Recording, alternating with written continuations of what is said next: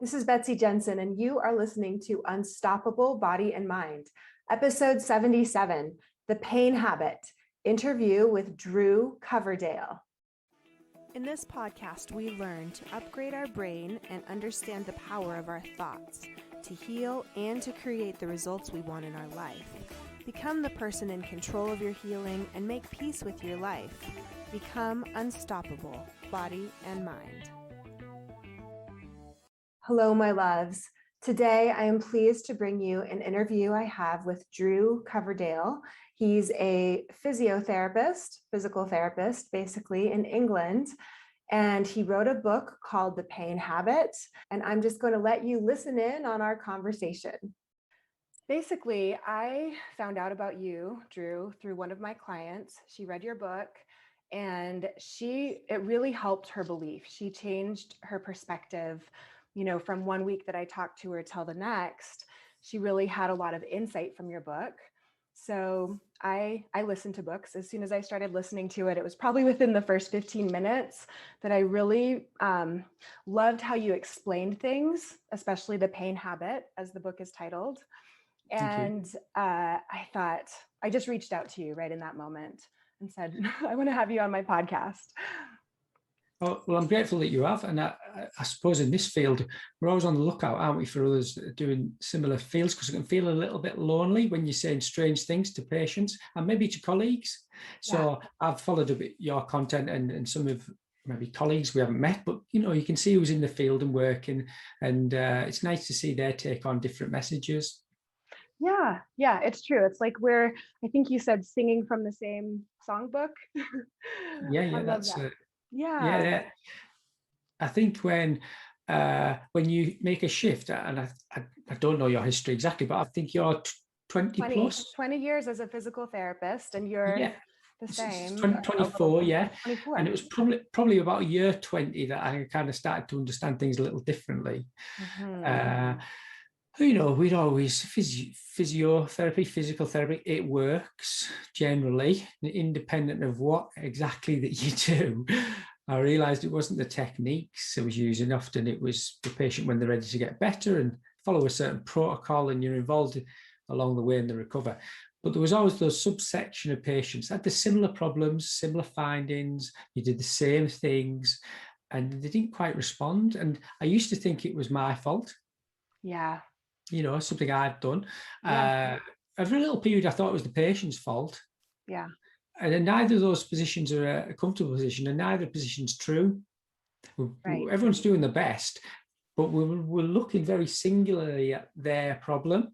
They have a pain, they present it to somebody who knows a little bit about pain, but the patient doesn't know what they're complaining of.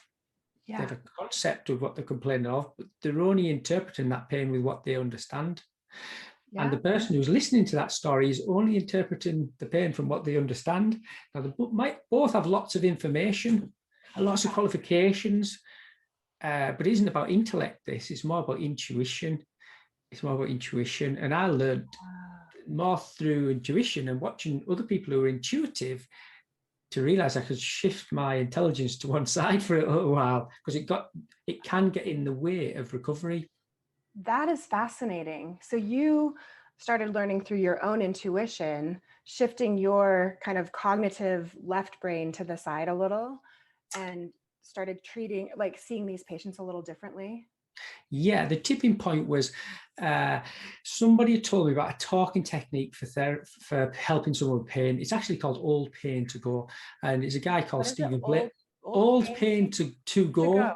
It's a quirky name, and I'd heard about it, but it's something that it's not in the academic field. It's not in the training regimes that you or I would come across, a traditional kind of university and CPD, but I'd heard about it. I thought, somebody told me quite enthusiastically that you talk to someone and help someone with chronic pain, and almost turned it off.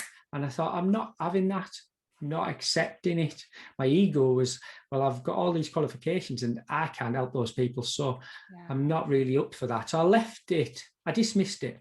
A few months later, a patient in my clinic waiting room, and we were small talking as waiting to see one of my colleagues, mentioned the same person.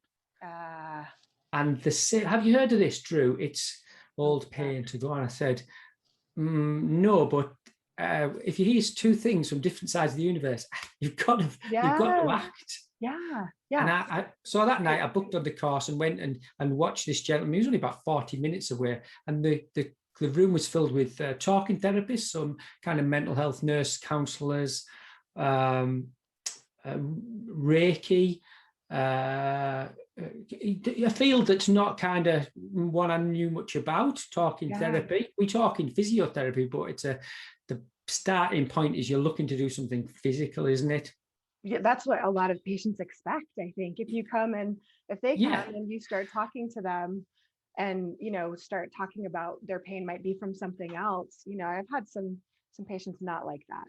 You have to go with your intuition, I think, on that. Yeah. So my part of me said, don't go, don't be in there. It's not for me. And I watched this technique. It's a fascinating technique. And someone who had fibromyalgia, kind of, this Stephen Blake did this talking technique. It's really quite quick. And she said, my pain's gone. And I thought, I can't understand how that's possible. And then they brought volunteers into the room, and 10 people in the course, and maybe 8 left with no pain. And everybody in the room got an opportunity to have a go. Now, it didn't work with me. Now I thought, is it me? Pain? Did you have pain to start? No. Each participant had a subject. I see. Yeah, and each participant did this kind of script and this technique, and 8 people left without pain. And I said, "What do you mean? What do you mean? There's no pain?" It was fascinating, really. So I went to watch the same training twice, 2 more times with a couple of other trainers. So you almost triangulate the information.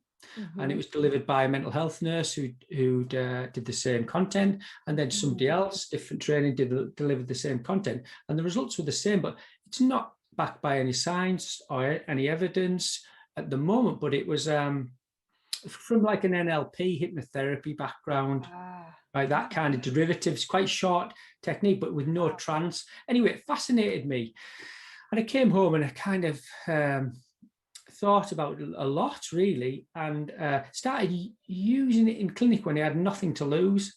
So patients would come with one thing and say, actually, you can help me with my recent ankle injury, but I've got a back pain from 10 years ago that you probably won't be able to help me with. So I'd start to say, well, incidentally, there is something we can have a look at if you're interested. Anyway, this technique started to work. And I thought, how does it work? How does, within 5 minutes, turn pain off that's been there like 10 years? Yeah. Crazy. So I approached Lorimer Mosley. You did? Yeah, I got up in the middle. I just wrote an email as a small town physio in England, in a little private practice after 20 years doing his stuff. And I said, listen, I'm not a pain physio. I said, I'm seeing this thing and it's a bit strange, but I bounced it. I said, I don't know you, but I'm telling you what I've seen and it's weird. And he emailed me back and he said, it's I get 100 of these emails a month of wonder cures. He said the only thing not just old pain, anything, anything, any of the stuff, pain turned off. Stuff. Pain turned off, or try this and this works, Mr. Mosley, and blah blah blah. Yeah. And so he said, really, you'd need a randomized controlled trial. It'll only ever get. It's seen as a guru-led thing. It's a bit wacky. It's, well, to me, it didn't make much difference either way. I was just kind of come across something. It intrigued me. Pass it to someone who maybe knows. But I thought, why not go for the top? And he said, I'm really sorry to kind of pour water on your idea after you took the effort to write this email. I said to him, listen, I've just had an email from the most eminent professional in my field. I said, I'm buzzing. I'm buzzing. So I said, thank you, and I'm grateful for the information. So I then contacted a local university who I've taught with, and a gentleman called Professor Cormac Ryan. Mm-hmm. He's head of the UK kind of Physiotherapy Pain Association. So he's another big player, and I'd taken some videos of these patients that were getting these results, and I contacted him and said, can you have a look at these videos? And he said, yeah, what is it you're doing? I said, I'm just talking to them. he said, what the hell are you saying to them? Yeah. So yeah, you're not like educating them on pain, No, right? You're going in. nothing, no traditional. There's a reframe to it. Okay. So that technique was fascinating. Anyway, we have gone on to do some research with it, done a pilot study, and we just putting a bid in, just gone last month for £250,000 for a local trust and the university to collaborate on it. Yes. Well, that'll go where it goes. But through that process, it fascinated me why it could work and then why it didn't work. It's fascinating that anyone can change so quick, and it's a bit like an epiphany. Yeah. Where someone's life is so fixed in one direction, their friend maybe dies of A, B, or C, and in that moment, the person says, "I'm changing my life." Yeah. And so something's happening in that process, but then others it wouldn't work, and they wouldn't be able to kind of make those breakthroughs. So it fascinated me once how it could work and once how it couldn't. So I recognized it was there's a short game to recovery that's very rare and epiphany-like, but fascinating if there's a procedure for it. But then there's got to be, I noticed some people would get in touch 6 months later and said, can't believe it's gone. But I kept on saying what you told me, talking around it, maybe the kind of broader aspects of pain education things, and it would go. So I recognize there's a behavioral change, either one that's immediate or one that's kind of gradual. And I thought, what is it is happening with the behaviors of those people? So then I looked at the background to the book, I suppose, and I had my own experience of pain that I probably learned a lot from that. And it was from that I almost de-engineered it a little bit, or so I think I have, to look at the behavior science, the physio science I kind of knew, but didn't understand the behavior science. Neuroscience I was kind of a well versed in, I suppose, but we can always learn a little bit more, and psychology as well. So I just felt as a physio I was really well positioned to pull in that together and write about it in a way that means that change is possible for persistent pain. It doesn't matter how long it takes. If you're ready to take the steps, then you start taking them. And if your change is immediate, great, which is kind of book curie, one conversation, all pain to go, hypnosis. So you're breaking the pattern. And what fascinates me about this is that the pain itself is simply a representation of habitual behaviors. And they can change in a moment, over months, or never. Right. Okay. And that was so interesting how you had described it as a habit. And so that I was interested in having you describe kind of like how you do in your book about how pain is a habit. But I have one question quickly first. In your experience, what percentage would you say are the people, just roughly ballpark, how many people tend to just have that immediate quick transition versus the slower? Well, I suppose you'd have to do a study on it, wouldn't you? But anecdotally, Yeah, it's a small sample size. I get it. I'm just small so sample curious. size. Yeah, in the last year. So if I've done it 100 times, I'd probably say about five. Okay. Five where the pain switches off, and it doesn't matter the timeline. 20 years, it could be get up and be pain free without doing any technique. Simply explaining the concept without doing a technique. Okay. As soon and I think those patients, as a subsection, have a belief that they have a structural element that's the defining reason for them to be in pain. And once you shatter that belief, or you deconstruct it in front of their eyes and say, actually, that degenerate disc exists in lots of people, like Betsy, and the only structural reasons for persistent pain is cancer and autoimmune disease and undiagnosed fracture and ongoing infection, and you don't have one of them, otherwise you've been a long time dead. It defines that your pain is driven by a stress response, probably linked to around the time you started to develop the pain. And if they say, "What you mean I'm not damaged?" I said, "Well, you are, but you don't need the pain to prove it." Amazing. Well, I think that helps because sometimes I get from a lot of my clients, like they hear those stories of people that have that rapid transformation and they feel like something's wrong with them if they're not able to achieve it that quickly. Maybe there is something structural that's causing mine because I didn't have that experience. But knowing that it's, even if we just are just highly extrapolating, but like, maybe 5% or 5 out of 100, it's good to know that it's not like the majority of people, 50% or more. I mean, I didn't even know what to expect from your answer. So that helps me. Yeah. And I think that the two biggest emotions that stop people, fear is a big one. So fear is the main one, and that goes really quickly. The pain can go quick. It doesn't mean that there's still not a period of conditioning to be done for that person, or the part of the body they've been protecting for so long and for so many years. The target of where they want to get to has to be scaled up gradually. Now, the alternate emotion, and the one that's been intertwined with it a lot, is frustration. Now, both trigger the stress response. Yeah, tell me more about frustration too. I've learned a lot about pain and fear, but frustration. Yeah, so see the brain as triggering pain in one of four ways. Well, I see this and explain to the patient. So water and food are very two simple categories that the brain will trigger pain if there's a threat to the organism due to the reduction in both of those things. Yeah. So if you or I didn't drink water for the rest of the day, we'd have a series of warnings that would go up, and you'd eventually have some sort of discomfort, probably a headache, if that's the association I recall. Think, it's not damage. It's my brain's got to that point where it's saying any more than this, and it's organ failure and death.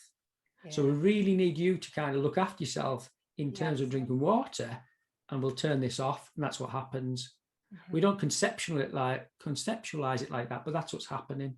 Right. With food, it's the same scale. You can last longer without food, but it's organ failure and death to the organism. Yeah. And you might feel stomach pain. Those associations are pretty easy to understand.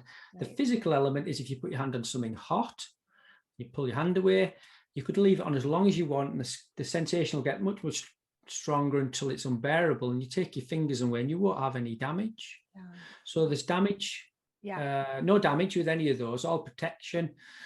But culturally, what we tend to miss, especially in the Western society, especially in the UK system, and probably lots of other similar ones, is we miss the regulation of our body that's monitoring the stress chemicals, cortisol, adrenaline. And it means that if you live in quite a high octane life, or a busy life, or a stressful life, whether one you enjoy or you don't, you're quite close to the tipping point. I see. Yeah. Your default starting point is busyness. And that might link to the traits from childhood, or like traits of the successful things that they bring, or the unsuccessful things they bring. It keeps someone quite close to the top. Yes. So it means that the tipping point for the organism to trigger pain from overload is closer in those people. And anything that's stressful, good or bad, can trigger it. So people will say, well, I'm not stressed. It's just that's their normal, but they're so close to it. So when trauma happens in these people, and quite often they need a really big down button. So if they work hard, they've got to play hard. If pain comes in this moment and stops the person doing the things they love, and they believe that pain is something due to something structural, then they're frustrated they can't do that thing, or they may fear the thing that's happened to them and it's stopping them doing it. Now that fear adds to the stress chemicals. Yes. And this point of focus to find how do I get out of this situation means that they have to understand the pain. They have to understand the true meaning of the pain. But if all they get back from that pain is uncertainty, lack of information, and loss of control, they define those three things that define the stress response. Yeah. As soon as they feel stressed, as they focus on it, it triggers the stress chemicals that drives the pain that they. So fear, frustration, anger, resentment, regret, doesn't matter what it is. Yeah. You'll often find that's the emotion that was present at the time the person started to feel pain. Oh, interesting. Okay. So whichever one was the dominant. Possibly, yeah. That's the one that I was still holding on to. That's the one that might reflect in the in how they describe their pain. I'm so frustrated about it, because when you explain pain to those patients and their experience, they say, well, I know I'm not damaged. I know, and I've done all those things and I'm still not getting better. And I don't know what it is that's keeping me stuck. And I'll say, can you hear your frustration? Because that's what I'm sensing. Right. Yeah. And sometimes they'll even see that they're frustrated. They'll be frustrated that they're frustrated, right? Right. So yeah, what do you do with them? So the first part of any recovery is awareness. Yeah. You So shine a light back on them, because this isn't about blame. Remember, these behaviors, Betsy, are invisible to them. And people think invisible, but they are. And if I said to you, I don't know your parents, but there'll be some of your traits, and people have said to you, Betsy, you're just like your mum, auntie, cousin, sister. And you say, I am nothing like them. Right. And your friends might look and think, oh my gosh, she doesn't even see it. Right. So can happen. We always have these hidden behaviors, but when they've been personality traits, we think they are either genetic, or we think we identify them as something we were born with. We weren't. These are often coping strategies for pushing hard in those early years. And we all have our default mechanism for dealing with stress. Yeah. And the crazy thing is that it's encoded in childhood as something that takes you towards safety. Right? So if you were called names, or I was called names as a child, by once or 1,000 times, it doesn't really matter. But in that moment, we do something to feel better. Yeah, we do something. And as we feel better, I'll prove it to you. I'm not that person you're telling me I am. I feel temporarily better and a sense of control of the moment. Now, and all of us have had maybe one situation in childhood, and if we have happy childhood, then that's great. But that connection is made in everybody. But if a child's had lots of stress, lots of experience, lots of adverse childhood experiences, and there's a list of some awful ones, but then they have to repeat that behavior so much it becomes their normal. And then they carry that into adulthood and don't even see that they've got those traits. It might bring them their finance, it might bring them all their success, it might bring them relationships, but it's so driven that it's a very fragile existence, that if they identify with those things and those behaviors, if they lose those behaviors, that's such a threat to the organism. It's been their safety. That's how they've coped. Yeah.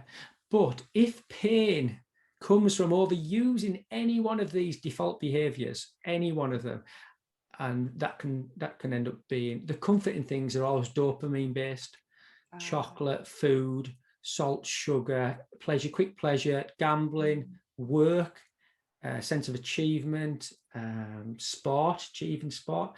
What else I mentioned? Sex, gambling, shopping. Any human behavior can be addictive if you listen to some of Gabor Mate's work.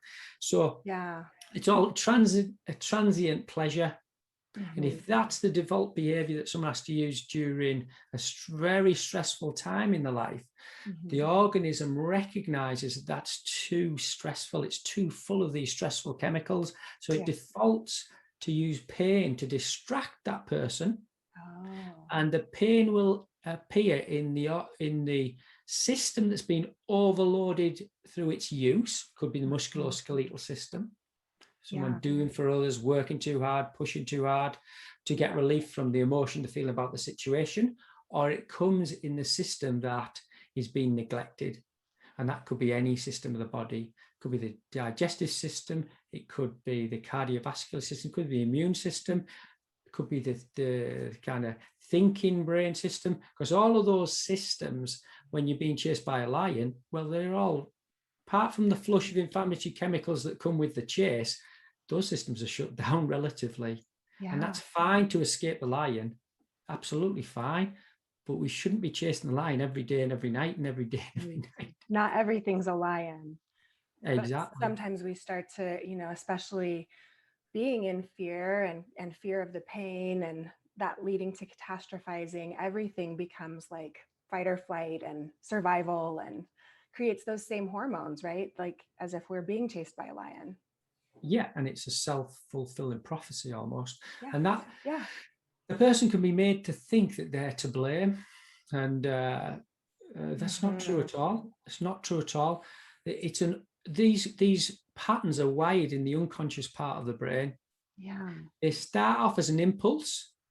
So if you had some chocolate for the very first time, you'd feel an impulse. You don't have to tell yourself that's exciting. It's exciting straight away if you like chocolate or whatever your thing was. Yeah. But after a while, if I give you 10 bars of chocolate, so it felt routine, it's wired in a different part of your brain. It's the routine section. Now, when dopamine's released, that's the sense of pleasure if it's an impulse. But once it's in the routine section, dopamine's still released, but it doesn't trigger pleasure. It triggers a compulsion to repeat the behavior just to keep it going. So the fascinating part when someone feels stressed, I am stressed about A, B, C, D, and E, is that dopamine is released in that part of the brain to produce the quickest behavior possible, encoded for that person since whenever, to overcome the stress response. And that's the behavior that triggers the stress. And that triggers more stress. So that could be somebody who doesn't want to eat chocolate. I'm so sick of my body and the size I am. I really hate myself. I looked in the mirror. They feel stressed. Well, they're probably addicted to chocolate in the first place. So what do they feel compelled to do? Eat chocolate. So mine was work or mine was exercise. I was a professional footballer. So I was driven for years and years becoming that. And then when that ended, I become pretty much obsessed becoming a physio. And do my best at it. And I am what I am. But I realize now I don't have to follow the compulsion. I can do what I want when I want. And now I've learned strategies that make me feel good about myself and help patients make them feel good about themselves, so they're less compelled to use their default behavior. Doesn't matter what that behavior is. And as soon as they start to do it and know that they're not broken, the pain can go just like that. It is crazy when it happens.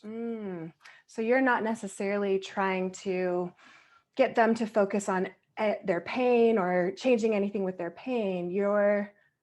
How would you explain it? Focusing on the default behavior. So there's 4 components to it. Think, breathe, move, and feel. Do you have children, Betsy? I do. I have 4. 4. I have 4 too. Yeah. And so this is a common experience halfway around the world from each other. A child will come to you, let's say they're 3 or 4, little child, and they come to you with an injury, a small injury that you're not too concerned about. A bust nose, a split lip, a grazed knee. And so they're thinking that they're going to die. Or they've no idea what this means in the blood, and they're thinking very catastrophic things. They're breathing very in a sympathetic nervous system heightened state. They are very guarded with my arm, mummy, my arm. And they're feeling pain, fear and pain. Think, breathe, move, feel. So what do you do intuitively? You look at him, her close in the eyes. You're going to be okay. Mommy's going to help you get better. You're going to be okay, because you truly believe it. You truly believe it, and you are the truth to that child. You've told them a few lies that they deeply believe. Santa Claus, the tooth fairy, the man in the moon, it's the truth to them. They have no conscious thinking to question it. So you tell them the truth and you believe it. Then you challenge each of the beliefs that might pop up. Yes, mommy, but what about the blood? The blood's to clean the wound, darling. It has to bleed, it has to bleed a little bit, then we'll stop the bleeding. But it stings. Well, you've took the skin off and you ran too fast on the playground, so pick your feet up. That's the lesson we have to learn from that. You're going to be okay. What will happen? They ask you about the future. Well, Mummy cut herself yesterday. Look, I'm okay. And I've got a scar when I was your age and I fell on the playground. I'm okay. You give them the future. Take a deep breath, darling. Take a deep breath for Mummy. Breathe with Mummy. I don't want to move. Now she has to trust you, remember, or he has to. So you set a really small boundary. Just a little bit. Move a little bit for Mummy. Just a little bit. They have to take the step. Look for it, and the pain's not the same. They feel different. Now, you still have to take them from off your knee to back where the injury happened. Come on, back to your friends. You might want to cuddle them a bit longer, but you're not doing them any good. Get back on the bike, back to your friends. Come on, I'll watch. Off you go. Sometimes you have to be firm. Go on, you can do it. You watch them. I mean, go on. Take a deep breath. Move it a little bit. You mix and match. You're going to be okay. Think, breathe, move, feel. It's intuitive. You don't think what you're going to say. You just say it. And how much pain do they have 5 minutes later? Probably forgotten about it. Right. So it's a perfect example that if you're a human, you've had that human experience and you've had damage without pain, and you can see what the 4 components that you used without ever being taught at school. These are lessons before school. They're actually, you just have to start to apply again. Now, I've got to be the one that has the belief. I really believe they can do it, because my experience is that they can. Yeah. And they have to trust me. Yeah. And they may not. What I say sounds quite different, and they might push back at me, and that's okay. That's okay.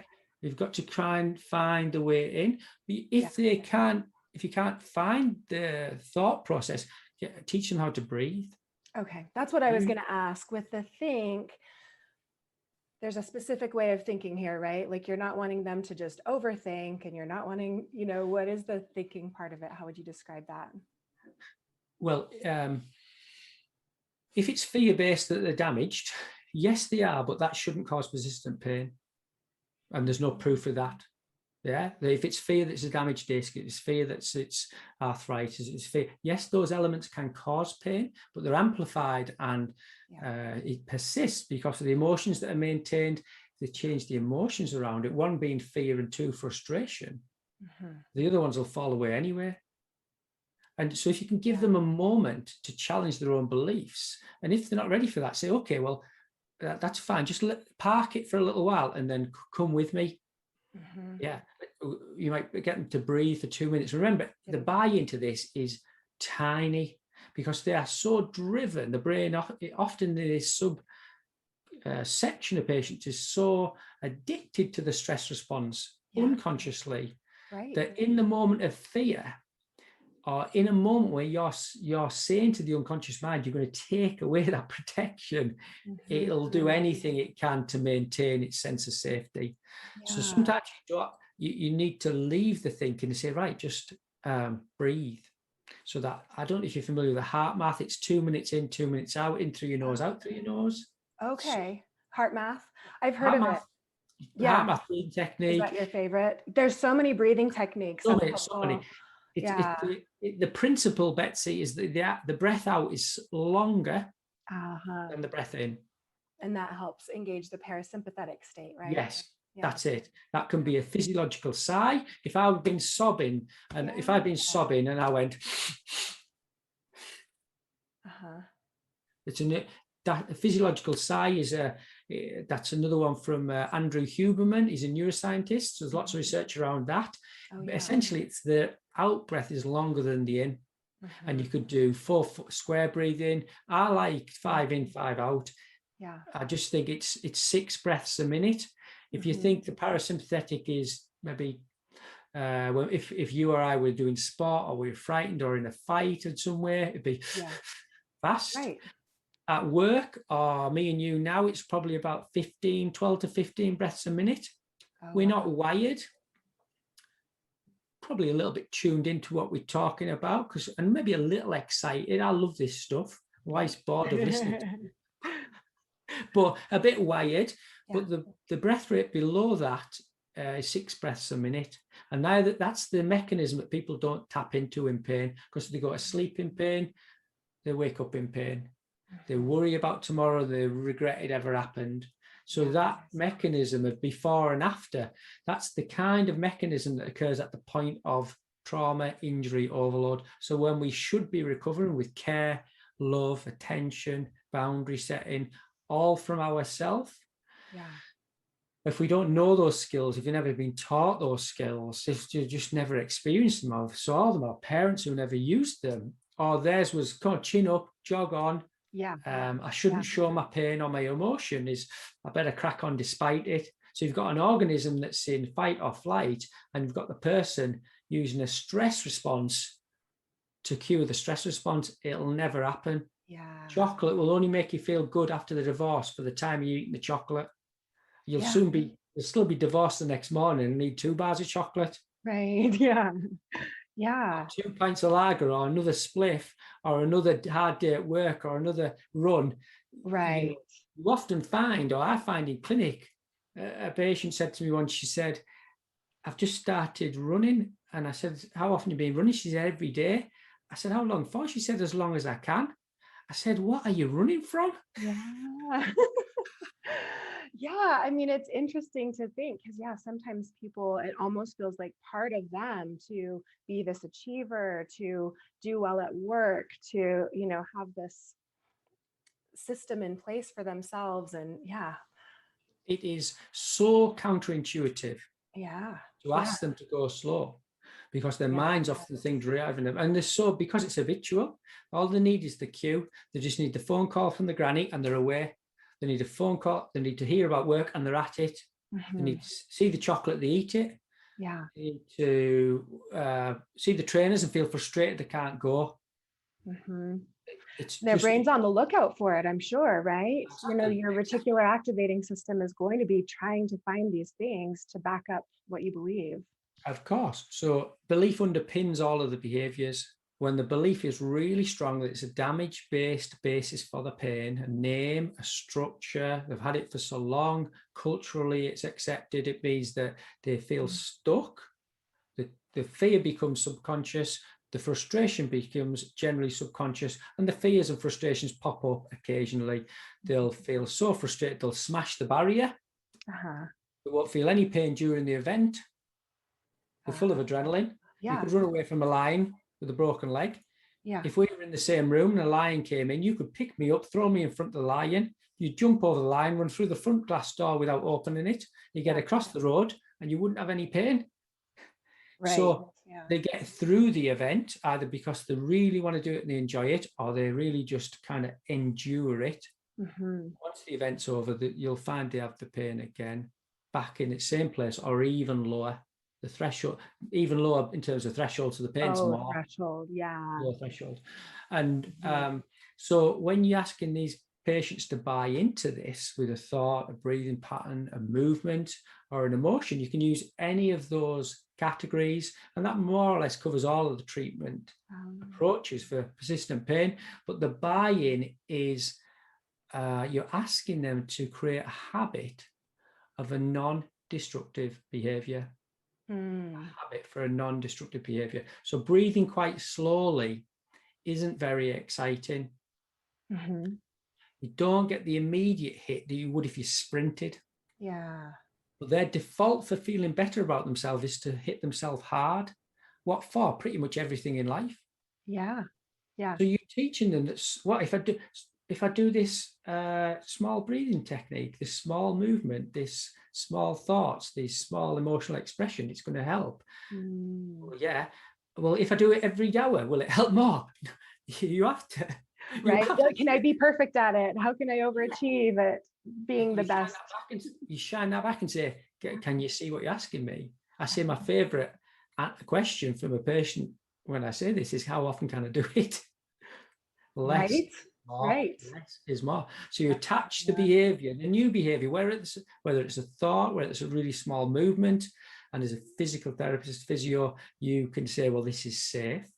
And if they're not sure it's safe, it's because they're so scared.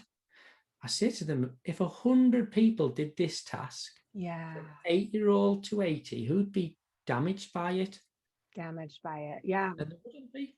Who'd feel pain? Well, someone's had an injury within 3 months, so that makes sense. Yeah. And the only other person to feel pain would be someone who's primed. They believe that movement is moving an area of their body that's already threatened. Yeah. So subconsciously, they don't even have to think. They can predictively anticipate moving a chair that's going to hurt the back. Yeah. So you have to show them that, put them in the safest place first to have those thoughts, have that breathing technique, have a movement that you might guide them with, that they can feel safe with, or that they can kind of be comfortable feeling the motion. And you attach that to a cue. So it might be running the bath, for example, or flipping the kettle. So something they're already doing I was thinking maybe the cue would be pain, but. Yeah, the cue can be the pain. Okay. If someone is when someone has pain, that is a cue for automatic behavior. Yeah. When someone's feeling the pain, if it was me, let's say it's my neck pain, and I'm chatting to you, and I quickly go, I say, oh, my neck, it's gone again, Betsy, it's gone. It's my disc, it's spasming, it's trapped my nerve, it's down my arm, it's going down my arm. I'm not going to be able to work tomorrow. Oh my God, it's killing me. Or I'll have to phone Barbara. I'll say, I can't do this for it. I don't know how I'm going to do it. I've got to get the shopping. I'll have to go anywhere. It's killing me. I've gone. Yep. Yeah. I've gone. Right. That was all automated, made up. I don't have those behaviors or traits. but that's what happens. It would feel so believable to someone like reality, like they wouldn't even know that it's a habit. They'll act in the same way. They'll say the same words. Yeah. They'll say, my back pain comes on in the winter, or it's worse every Tuesday, or it's because of my genes. They're all just behaviors. Yeah. So much so that if the weather was bad and that person hadn't said a word, they've said it that many times. When someone else comes in the room and say, how's your back? It's snowing outside. I bet your back's bad. It's reinforced by family, friends, culture. So you can see how hard it is for some people to break that. Yeah. So when they have the cue, what do they do? So the cue is, let's say his cue is pain. Okay.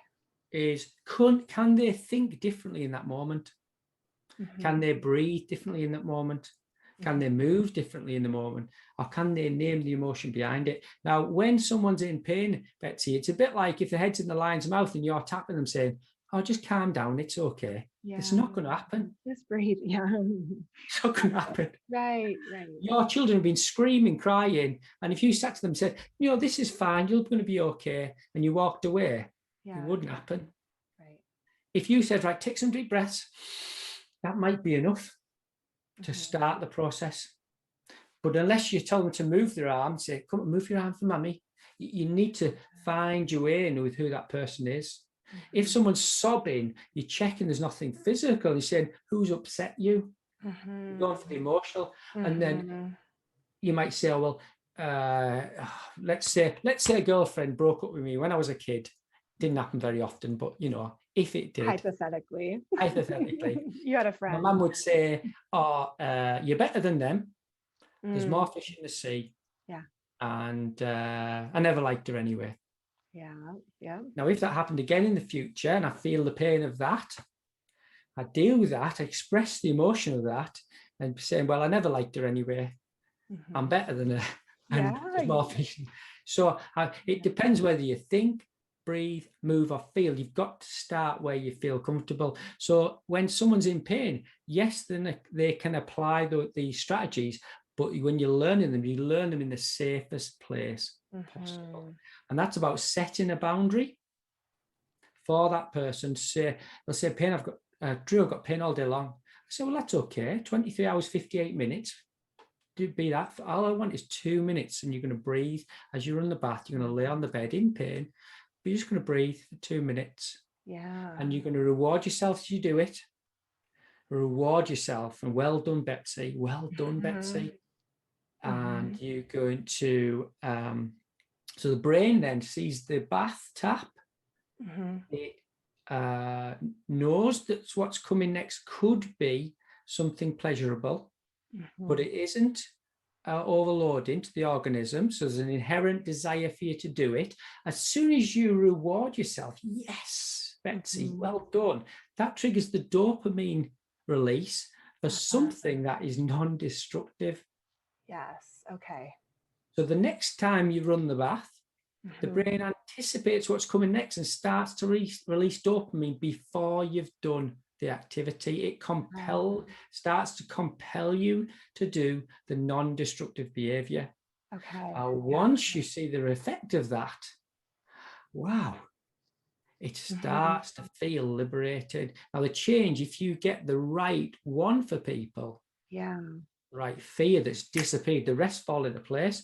As soon as I'm not scared, my arms dropped down. You asked me how I feel better. And all you said to me, Drew, is there's no such thing as boogeyman. Right. Yeah. Now, if it depends, doesn't it? It depends how we connect. I like to move. I like to think. I love the breathing. I don't like the emotional stuff. But that's just me. I'm tapping into this because I have to say to patients, look, this might be a better starting point for you than for me. But if you can learn, I have a patient who drive from Middlesbrough to London, and you get back pain, leg pain all the way there. And he said, I've spent £30,000, Drew. That's about $40,000 over the last 16 years. And chasing the physical resolution of it. And he said, I can't get it. I've tried everything. And what you're saying sounds right, but how can it be? You're sure there's nothing physical? And I said, well, yeah, there's a physical element, but can you see it's your frustration? Yes. So now as he's driving to London, as the pain comes on, he slaps his leg and says, that's my frustration. The pain goes away. The pain disappears. Because he names the emotion. He names the emotion, and he now laughs. He laughs where he used to cry. And once you laugh where you used to cry, you're attaching a different emotion to the same cue. Cues will always be there, Betsy. There'll always be a pub to walk past for an alcoholic. There'll always be a chocolate biscuit tin for those of us that really feel compelled to have a chocolate biscuit when we shouldn't. As soon as you see the cue, you start to put your hand in when your conscious mind saying, don't do it. And if you offer your brain a choice to say, it could feel better just to do this instead, that moment of choice is the route out of the cycle. Okay. This sounds a lot like Tiny Habits by BJ Fogg, where he talks about tiny changes. Exactly that. And then a reward. Well, I read his book as part of the behavior science and Atomic Habits. And Atomic Habits, he is a student of BJ Fogg, actually. Oh, okay. And Charles Duhigg, which is another habit book, The Power of Habit by, they all say the same stuff. Same thing, okay. Reward. And BJ Fogg kind of says emotion is the thing that creates habits, not repetition. So having an emotion that you're feeling on purpose, like a powerful emotion. Yes. And if it's so powerful, that's the epiphany that changes it in immediate. Because it's the opposite emotion to one was attached. So if it's not that exciting, this breathing or this new movement or this new expression of emotion or these new thoughts, you have to reward the brain each time you use that neural pathway. And just saying, good job, that can do it. You can just congratulate yourself.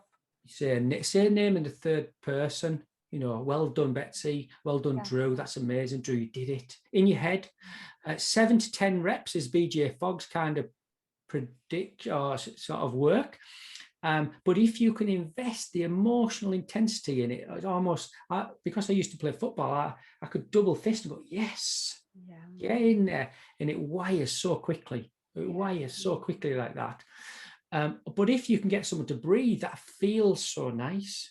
Or if you give us some momentary relief of pain. So if I did a small movement like lumbar rotations or knee rolls, if they're laid on the back, and I'll get the patient to tell me about the children's names and the grandchildren and what they're doing in the summer. So I'm getting to move in a way that's towards the area of danger, but we're in a very small range. But you start to attach pleasant thoughts to that movement without them realizing. It's not overtly manipulating them because they're happy for you to do the movement. But then you say, tell me about your holidays coming up. Tell me about the best holiday in your life. It's fascinating. Tell me about the best holiday in your life, and you start to move them in a way that was, and they've already saw the breathing, and then say, just show me that range again, and it starts to change immediately. Amazing. So once you show them a change, I say, well, nothing's healed in 10 minutes. Right. Yeah. The structure. Yeah, if anything, you would think it would get worse if Exactly. yeah. And there's lots of analogies that you and I'll use to say, well, that doesn't make sense. And there was no trauma. And how was you paying this much after 6 months when you just bent over to pick up a sock? There's loads of analogies like that. But the habit formation for someone who's very driven is sometimes start without pain. In BJ Fogg's book, he says, put your feet on the floor and say, today's going to be an amazing day. Mm-hmm. Today is going to be an amazing day. And I've got some patients who just started like that. Yeah. And in the book, he says because he's not trained in that, he says he doesn't know if it work with kind of medical situations, but I know it does. And it's from that I thought, oh gosh, you can apply this in the medical setting if you can thoroughly examine someone and know that the structural basis of the pain is relevant, but not a driver for persistent pain. You can explain that confidently, calmly, in a reassuring way. Yes. And that might help with the beliefs. You don't have to go into the neuroscience. Pain neuroscience education has its place for those that need to know it, but it's the wrong level for a lot of people. And that's why the results for that are varied. Everyone can breathe for 2 minutes, independent of what level of pain they're in. Yeah. And independent because they're breathing anyway. So Yeah. can they slow their breathing? Yes. And can they be coached? Yes. So that could be a start. Can someone move in some way? Yes. And if they can't, imagine a movement 7 to 10 times. Yes. Imagine it. And that's all the graded imagery. And there's lots of research for that. And I love that. graded motor imagery. So start with that. Yeah. And if they can't start there, start with emotion. Somatic tracking is another technique. Alan Gordon, I'm sure you're aware of, and Georgie Oldfield, who has the SERPA in the UK. There's some lovely audios with that. So there's so many places to start. And you only have to see the tiniest little bit of success. And then if they see that, then I can't follow them round. Neither can you.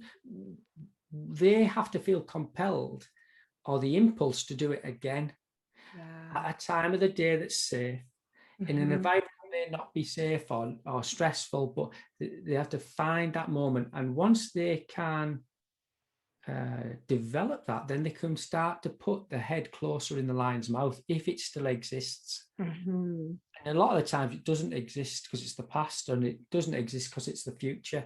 And if they can deal with any current stressors, and if pain was the main one, they start to deal with that, their life comes back. Yes. What a beautiful thing.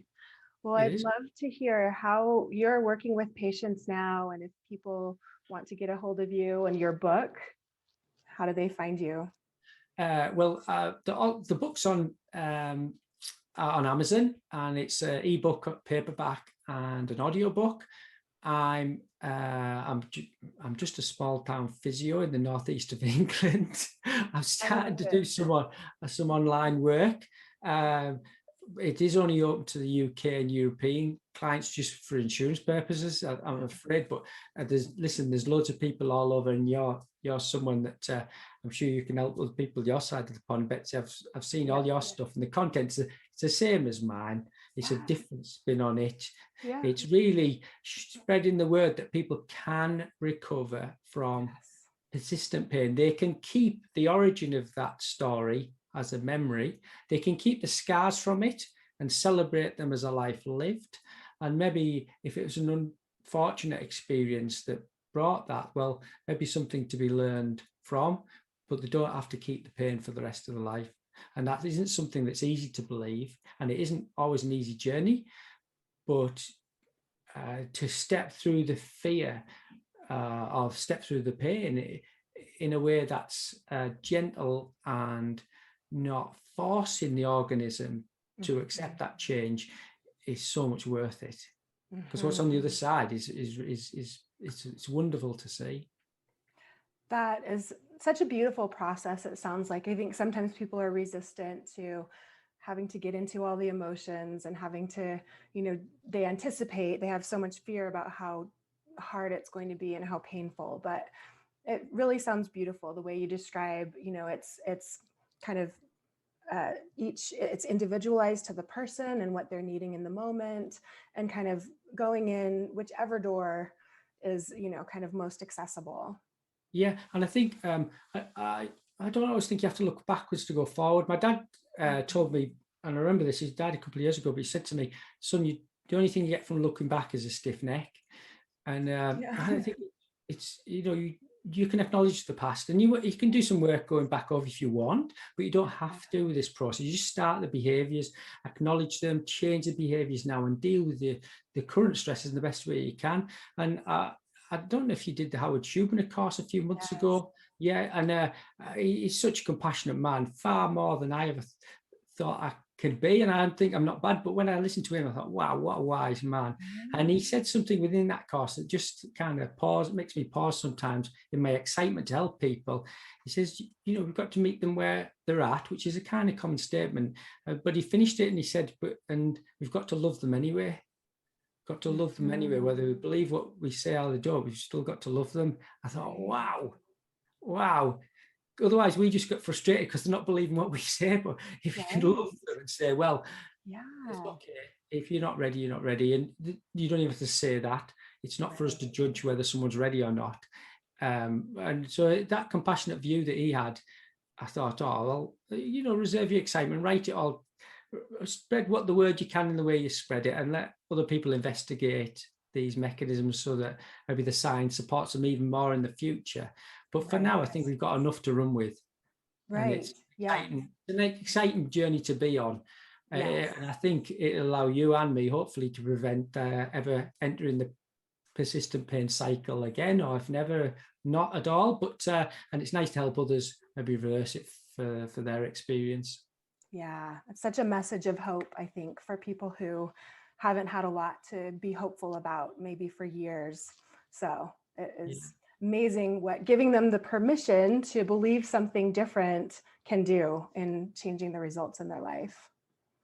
Yeah, it's a paradigm shift. And it's nice for the patients to do it. And over time, colleagues of yours and mine and the wider medical community, this message will kind of spread, I'm sure. Yes. Yeah. Well, awesome. Thank you so much for your time. So great talking to you. I thoroughly enjoyed it and learned so much from you. So we'll keep in touch, I'm sure. Yeah, thanks, Betsy. I'm going to make sure I keep following your content because I love it. Likewise. I did my first reel yesterday. I thought, I'm going to have a go at that because I've watched a lot of yours. They're fun. They are fun, right? And it's a fun way to present information with music and, in a different way than just reading a paragraph. Yeah, actually, it is. It's more interactive, and people, your personality comes across in that, and you're very likable and affable, and you can see you want to help people. And that straight away, you don't have to say anything. It just comes across, doesn't it? And I'm sure that'll attract clients to come and get the help they can off you. So, you've inspired me. Well, great. I'm glad to hear that. Likewise, you've inspired me so much as well. So great work. Keep it up. Okay, thanks, Betsy. All right. Take care. Have a good rest of your day. Bye-bye. Thanks. Bye. Thank you so much for listening. I hope you learned a little bit about your brain today that helps you in your life like it helped me. Please be sure and subscribe and leave a review. And of course, be sure and share this podcast with someone you know that wants an unstoppable body and mind.